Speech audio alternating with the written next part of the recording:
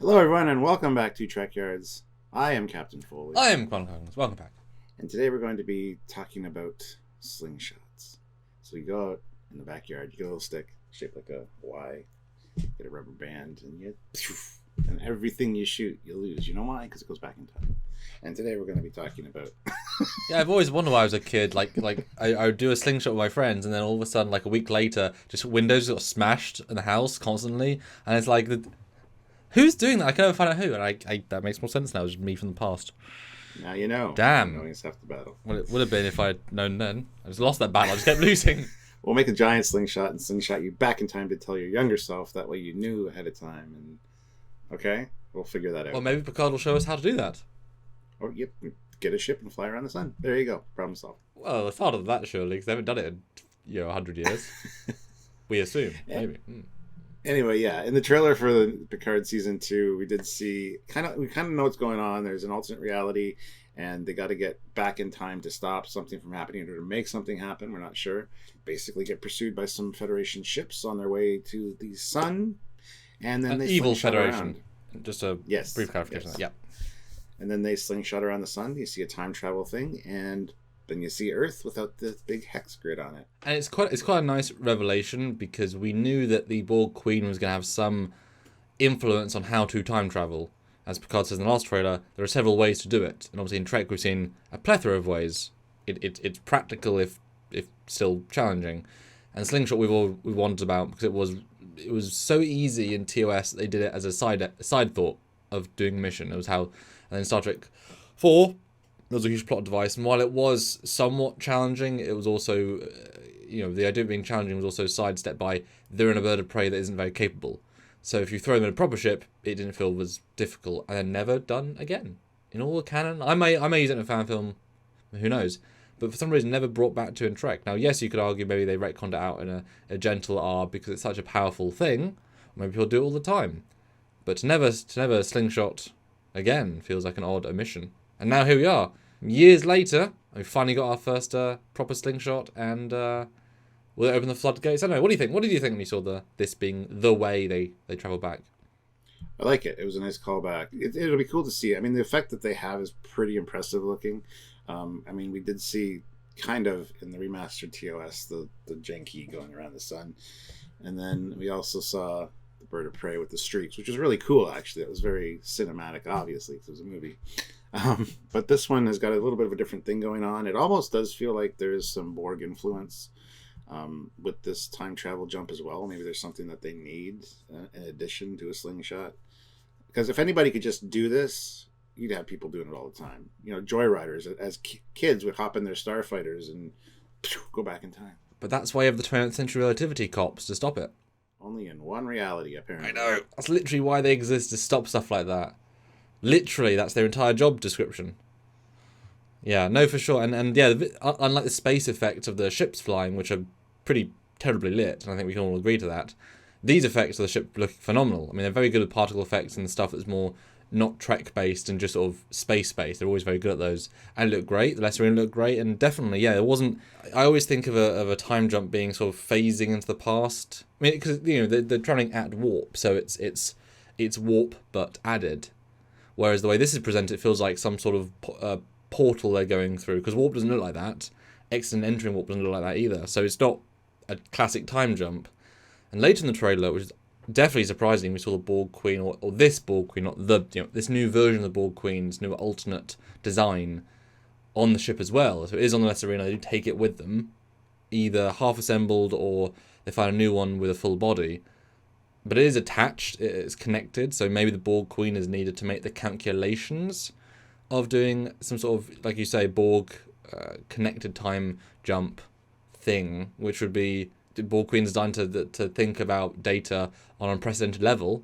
And if you're trying to make a precise time jump down to the day, maybe they're sort of retconning that briefly and saying, well, Spock was just very smart and very lucky, and you need a Borg Queen or something of that ilk of processing power to kind of do the math. One of the as you were talking there about particle effects, there's a shot here where you can see they're very close to the surface of the sun, and you see like lightning kind of like off the front leading edge of the ship.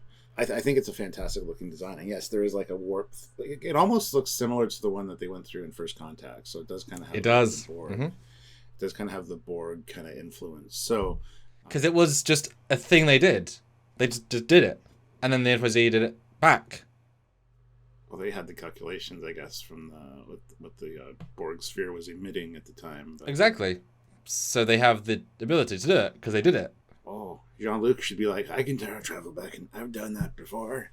I've gone through time. or maybe, though, because we've got to also imagine that La Sirena is a very non-capable craft. It's a bog standard freighter that isn't even new. With limited weapons, super limited in space, super limited in everything. And so maybe there'll be a lovely conceit of, well, you wouldn't even attempt a time jump slingshot in something this size. That's insane. We'll die from the G-forces, whereas like a Sovereign or a Connie could do it. Yeah, it's fine. La Sirena is much smaller than a bird of prey. And so maybe then you've got to do that combination Borg, not Borg, because why would a scale matter for a Borg ship? It's just about the understanding the physics.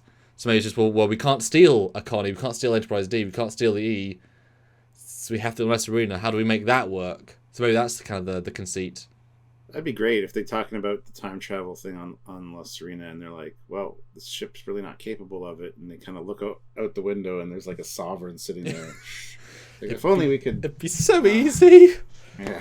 And it's like, that's literally the only reference, that, like, they did a full Sovereign conversion just for that shot. It's like, oh... that would be kind of neat. I could walk from one end of the ship to the other in 50 paces. That's how small this ship is! And I wonder if Picard's going to have any knowledge of the altered state, like the altered timeline. Because you think Admiral Picard or whoever he is in this reality would have intimate knowledge of, yes, they've captured a Borg queen. Or is he going to need to find that information out another way? Well, there's a film in particular that I'm imagining they might reference in some way. I mean, not literally reference, but I mean stylistically. It's called Butterfly Effect, where the chap learns he can time travel, and when he does, reality's all changed by his actions, but he gets these hard, they hurt his brain, visions, flashes, his brain downloads the new timeline to his brain, so he does remember it, even if he doesn't feel as if it was him, he still knows the memories, which obviously skips the plot ahead each time. Normally, when you have parallel universes, you are transposing who you are into that time, that body. There's zero connective tissue. But if Q is doing something with it, although not necessarily the case, then it would be interesting. And the only reason I bring this up is because we do see some flashbacky moments with Picard, and they have a dream-style sequence-style vibe. And so maybe Q is able to give him a partial sense of his universe so he can blend in, so he can... That's his last present is knowledge. Because otherwise, Kirk barely blended into the mirror universe, and Picard's a little bit less of a spring chicken than Kirk in his prime. Yeah, it'll be interesting to see how it works, but I think this time travel sequence was cool. It was really broken up in the trailer, so it's hard to kind of get a feel for it if you don't know what they're doing necessarily. Yeah, I think we got it laid out pretty good here. I mean, season 1 is all about, Picard's all about inventing new things that never existed. What the hell are the Jat Vash? What the hell are the Quat Mulat? All these things that, more important than Tal Shiar. And it's like, oh, more secret than them too. Oh. All these things, doubling down on silly things that just inventing. They might be fine in general, but really, do you have to do that? In season 2, we've already had, Jerry Ryan's back, 7-9. You got Brent Spiner back as a new Sung. You've got time travel to the Bell Riot era, which is very direct. We have direct references to that. We have a slingshot maneuver. We have vaguely Voyager-looking uniforms. We have Elcar's back. We have Federation starships, Cannon starships. We have all these things, and Guinan back. These things are actually part of Trek history, as opposed to sort of pushing forward and slightly degrading history as they go with Picard season 1. This feels like, almost everything in this trailer is pulling something directly from the universe, and so a slingshot is so organic. Why invent a new time travel device?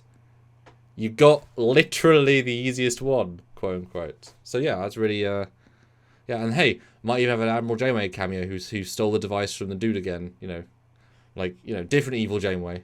Because remember, they're all on contract. They're all on, as in those that are on different shows. So getting her back, it's one thing to bring back an actor who hasn't been back on Trek for 30 years versus, she filmed last week for Prodigy.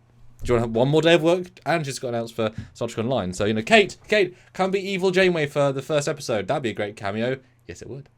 It's good, basically. All good. Top marks. Yeah, absolutely. I'm happy to see this slingshot. It's going to be interesting to see this season. I'm really excited for it, actually.